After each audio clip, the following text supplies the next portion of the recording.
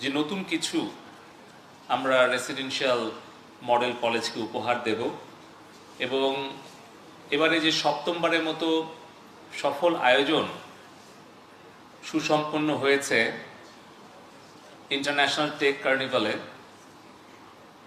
আজকে সেই সমাপনী অনুষ্ঠানের সভাপতি আমাদের সকলের প্রিয় জনাব কাজী শামীম ফরহাদ ভাই, উপস্থিত শ্রদ্ধেয় শিক্ষক মহোদয়গণ, আমার সাথে আগত আইসিটি বিভাগের ইনোভেশন ডিজাইন এন্টারপ্রেনিউরশিপ একাডেমি প্রজেক্টের পিডি, ডিপার্টমেন্ট অফ আইসিটির অ্যাডিশনাল ডিজি এবং বিভিন্ন প্রতিষ্ঠানের যারা সহযোগিতা করেছেন এই সফল আয়োজন করার পেছনে, আমার স্নেহের ছাত্রছাত্রী, অভিভাবক, সাংবাদিকবৃন্দ, সবাইকে আমার আন্তরিক সালাম, শুভেচ্ছা, আসসালামু আলাইকুম। এবং অন্যান্য ধর্মাবলম্বী যারা আছেন তাদের প্রতি আদাব, সবাইকে শুভ বিকেল। বক্তব্য আমরা দীর্ঘায়িত করব না, যে কারণে নুরুন নবী স্যার তার সংক্ষিপ্ত বক্তব্য দিয়েছেন এবং উনি যে আমার প্রতি খুব দরদ এবং মায়া দেখিয়েছেন তার জন্য ওনার প্রতি আমার ধন্যবাদ, কৃতজ্ঞতা। কারণ উনি জানেন যে আমি সময় মতো আজকের এই সমাপনী অনুষ্ঠানে আসার জন্য দুপুরের খাবারটা খেতে পারিনি। আহা, তোমরা সবাই দুপুরে খেয়েছ? তোমরাও খাও নাই? হায় হায়, তাহলে আজকে তো আমার হাউসেই খেতে হবে তোমাদের সাথে। তো যাই হোক, আমি তো বাদাম, চিপস আর চকলেটের উপরে আছি। তোমরা কিছু পাইছো? চকলেট টকলেট? আচ্ছা ঠিক আছে, দেখি চকলেট টকলেট ম্যানেজ করা যায় কি। তো যাই হোক, চকলেট না আনতে পারলেও মাননীয় প্রধানমন্ত্রী শেখ হাসিনার পক্ষ থেকে তোমাদের জন্য, তোমাদের ভবিষ্যৎ গবেষণা উদ্ভাবনের জন্য এখানে ৭,০০০ স্কোয়ার ফিট বিশিষ্ট বীর মুক্তিযোদ্ধা, এই স্কুলেরই প্রাক্তন ছাত্র শহীদ শেখ লেফটেন্যান্ট শেখ জামালের স্মরণে আমরা 18 কোটি টাকা ব্যয়ে একটা রিসার্চ ইনোভেশন সেন্টার স্থাপন করতে যাচ্ছি তোমাদের জন্য, আমাদের উপহার। এবং এখানে ফ্যাব্রিকেশন ল্যাব থাকবে, এখানে রিসার্চ ইনোভেশন সেন্টার নির্মাণ করা হবে, যেখানে robotics, artificial intelligence, machine learning, এই ধরনের ভবিষ্যৎমুখী প্রযুক্তি সম্পর্কে আমাদের ছাত্র ছাত্রী, শিক্ষক, গবেষক, উদ্ভাবক, ছাত্রী বলেছে বলে কি বিব্রত হয়েছ? কারণ প্রিন্সিপাল স্যার কি বললেন যে ঢাকা রেসিডেন্সিয়াল মডেল কলেজ শুধু না, অন্যান্য স্কুল, কলেজ, বিশ্ববিদ্যালয়, অন্যান্য গার্লস স্কুলের স্টুডেন্টরাও এখানে আসতে পারবে। তাতে কি খুশি হনি তোমরা?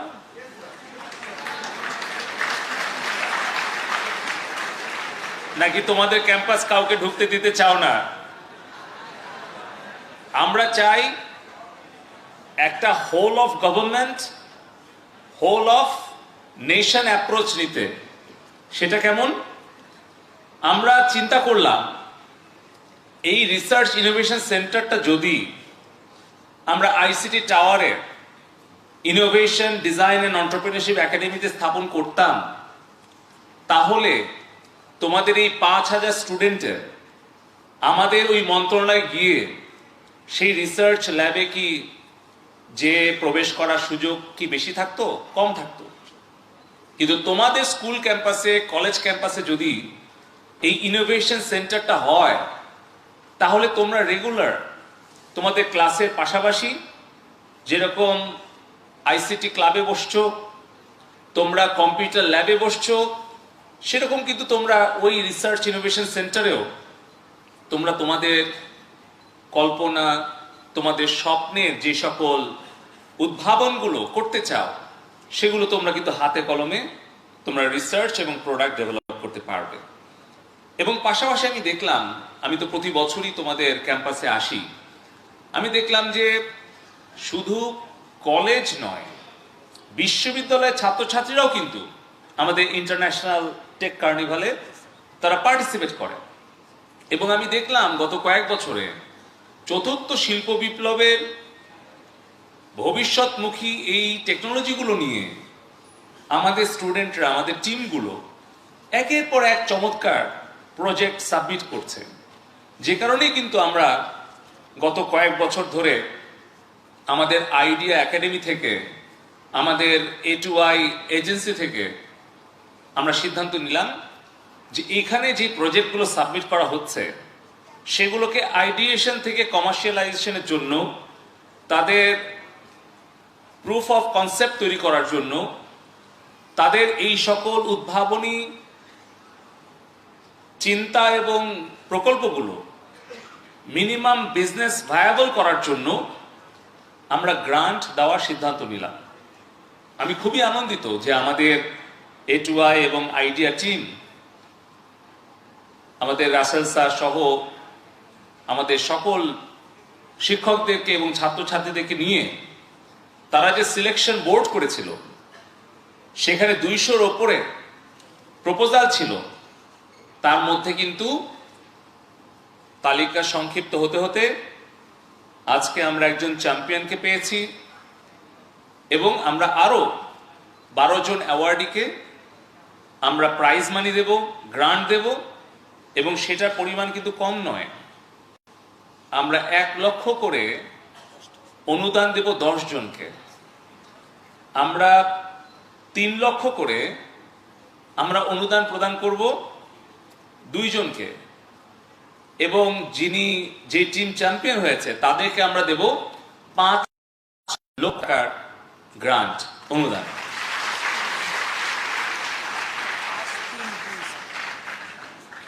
তার মানে এই 5, 3 এবং 2 এই মেথডে আমরা 20 লক্ষ টাকা আজকে আইসিটি ডিভিশন থেকে, ইনোভেশন ডিজাইন এন্টারপ্রেনিউরশিপ একাডেমি থেকে আমরা এই ইন্টারন্যাশনাল টেক কার্নিভালে আমরা প্রদান করব। এবং শুধু এই বছরই শেষ নয়, এখানে যে চুক্তিটা স্বাক্ষর হলো আমাদের ইনোভেশন ডিজাইন এন্টারপ্রেনিউরশিপ একাডেমি এবং ঢাকা রেসিডেন্সিয়াল মডেল কলেজের মধ্যে, আমরা আগামী বছর থেকে, আমি প্রিন্সিপাল স্যারের রুম থেকেই সেক্রেটারিকে ফোন করেছিলাম, আগামী বছর থেকে আমাদের এই আয়োজন যাতে আরো বড় পরিসরে হয়, তার জন্য আইসিটি বিভাগ থেকে আমরা প্রতি বছর 50 লক্ষ করে টাকা আমরা প্রদান করব, যাতে এটা সুন্দরভাবে আয়োজন করা হয়। কারণ আমি দেখলাম এরকম ইন্টারন্যাশনাল কার্নিভাল আয়োজন করতে হলে একটা ইভেন্ট ম্যানেজারকে যে টাকা দিতে হয়, আমাদের এই আইটি ক্লাবের রেসিডেন্সিয়াল মডেল কলেজের স্টুডেন্টরা তারা যে মেধা এবং শ্রমের স্বাক্ষর রাখে, আমি মনে করি সেই তুলনায় আমাদের এই আর্থিক অনুদানটা খুব বেশি নয়। আমরা ভবিষ্যতে আরো বড় পরিসরে করার জন্য সহযোগিতা করতে চাই। এই ক্যাম্পাস থেকে কিন্তু স্বাধীন বাংলাদেশের মুক্তিযুদ্ধে অনেক মুক্তিযোদ্ধারা জীবন দিয়েছেন। এই ক্যাম্পাস থেকে এখন বর্তমান মন্ত্রিসভায় 2 জন প্রতিমন্ত্রী, তারা স্মার্ট বাংলাদেশ বিনির্মাণের সামনের কাতার থেকে নেতৃত্ব দিচ্ছেন। 5 জন সংসদ সদস্য আছেন এবং অসংখ্য সচিব এবং বিভিন্ন জায়গায় সফল ব্যবসায়ী, উদ্ভাবক, উদ্যোক্তা, সরকারি কর্মকর্তা অনেকেই আছেন। তো আমরা এই প্রতিষ্ঠানটিকে ভবিষ্যৎ 41-এ স্মার্ট বাংলাদেশ বিনির্মাণের জন্য, ভবিষ্যৎ স্মার্ট নাগরিক, স্মার্ট লিডারশিপ তৈরি করার একটা ক্ষেত্র হিসেবে তৈরি করতে চাই। আর পাশাপাশি তোমাদেরকে আমি একটা চ্যালেঞ্জ দিয়ে যেতে চাই। আগামী বছর যখন আমরা ইন্টারন্যাশনাল টেক কার্নিভাল আয়োজন করব, তার আগে তোমাদেরকে একটা চ্যালেঞ্জ দিয়ে যাচ্ছি। এটা আমার ব্যক্তিগত চ্যালেঞ্জ। কয়েকদিন আগে আমাদের একটা স্টার্টআপ আমাকে 4 মিনিটের একটা আমার ভয়েসে একটা ইংরেজি স্পিচ তৈরি করে দিয়েছে, যেটা আমি জীবনে কখনো বলিনি, যেটা মেশিন লার্নিং টুল ইউজ করে আমার ইউটিউব ফেসবুকে যেগুলো অ্যাভেলেবেল ইংলিশ স্পিচ আছে সেগুলো স্টাডি করে লার্ন করে মেশিনকে শিখিয়ে নতুন একটা স্ক্রিপ্ট আমার কণ্ঠে বলিয়েছে। আমি শুনে সত্যি আমি বিস্মিত হয়ে গেছি। তো আমি শোনার পরে বললাম, আর্টিফিশিয়াল ইন্টেলিজেন্স এমন একটা পাওয়ারফুল টুল যেটা ভবিষ্যৎ আমাদের জীবনকে অনেক সহজ করবে, আবার আমাদের সামনে অনেক ঝুঁকি বিপদও তৈরি করবে। আমার থেকে তোমরা আরো বেশি জানো deep fake, deep video, fake video, fake voice কিভাবে পুরো বিশ্বকে ঝুঁকির মধ্যে ফেলছে, কিভাবে আর্টিফিশিয়াল ইন্টেলিজেন্স এখন ম্যালওয়্যার তৈরি করছে যেটা ট্র্যাক করা মুশকিল হয়ে যাচ্ছে। তো আমাদের এই সকল ভবিষ্যৎমুখী প্রযুক্তি, AI, IoT, ML, microchip designing, cyber security, এই সম্পর্কে আমাদের সক্ষমতা তৈরি করতে হবে, রোবোটিক্স। তো সেই সক্ষমতা তৈরি করার জন্যই আমরা Shaheed Sheikh Jamal RIC residential model কলেজে প্রতিষ্ঠার উদ্যোগ নিয়েছি এবং মাননীয় আইসিটি উপদেষ্টা সজীব ওয়াজেদ জয় ভাইয়ের নির্দেশনায় আমরা যে 4টা পিলার শক্তিশালীভাবে তৈরি করার জন্য, স্মার্ট বাংলাদেশ বিনির্মাণের জন্য আমরা নির্ধারণ করেছি, সেই স্মার্ট সিটিজেন তৈরি করতে গেলে শুধুমাত্র পাঠ্যপুস্তক নির্ভর হয়ে আমাদের থাকলে চলবে না। আমাদের জ্ঞান আহরণের জন্য আমাদের যে সম্ভাবনার দুয়ারগুলো আছে সেগুলোকে উন্মোচন করে দিতে হবে। আমি তোমাদেরকে চ্যালেঞ্জটা দিতে চাই, আমি আগামী বছর আমাদের এই ইন্টারন্যাশনাল টেক কার্নিভাল থেকে আমি আমার একটা ডিজিটাল টুইন্স তোমাদের কাছ থেকে উপহার চাই। যেই ডিজিটাল টুইন্স তোমরা তৈরি করবে, যে পলকের মতোই দেখতে হবে, পলকের কণ্ঠে কথা বলবে, কোনো প্রশ্ন করলেও একটা এআই ব্রেইন হিসেবে আমার মতোই উত্তর দেবে। পারবে না? গুড। কারণ চিন্তা করে দেখো, চ্যাট জিপিটি তোমরা ইউজ করছো কেউ? সবাই। তো আজ থেকে 5 বছর আগে এই জেনারেটিভ, প্রেডিক্টিভ, ট্রান্সফর্মার কোনো মডেল বা কনসেপ্ট আমাদের কি জানা ছিল? আজ থেকে 15-20 বছর আগে ওয়েবসাইট কিংবা মোবাইল অ্যাপ্লিকেশনের ধারণা বা স্মার্টফোনের ধারণা আমাদের মাঝে কি ছিল? ঠিক একই রকম ভাবে আগামী 5 বছরে আর্টিফিশিয়াল ইন্টেলিজেন্স, মেশিন লার্নিং যেভাবে পুরো বিশ্বটাকে এলোমেলো করে দেবে, পরিবর্তন করে দেবে, সেই পরিবর্তনের জন্য আমাদের প্রস্তুতি গ্রহণ করতে হবে। কোয়ান্টাম কম্পিউটিং আগামী হয়তো 5 বছরের মধ্যে ব্যবহার করার সুযোগ পাওয়া যাবে, কিন্তু সেই কোয়ান্টাম কম্পিউটিং প্রুফ আমাদের সিস্টেমগুলো ডেভেলপ করতে হবে। তো সেই কারণে কিন্তু আমাদের শুধু বর্তমান নিয়ে ভাবলে হবে না, 5 বছর পরের পৃথিবী কোথায় যেতে পারে, 10 বছর পরের পৃথিবী কোথায় যেতে পারে, সেটাকে মাথায় রেখেই কিন্তু আমাদের বর্তমান প্রজন্মকে তৈরি করার জন্য জননেত্রী শেখ হাসিনা এই স্মার্ট বাংলাদেশ ভিশন, মিশন এবং অ্যাকশন প্ল্যান আমাদের সামনে দিয়েছে।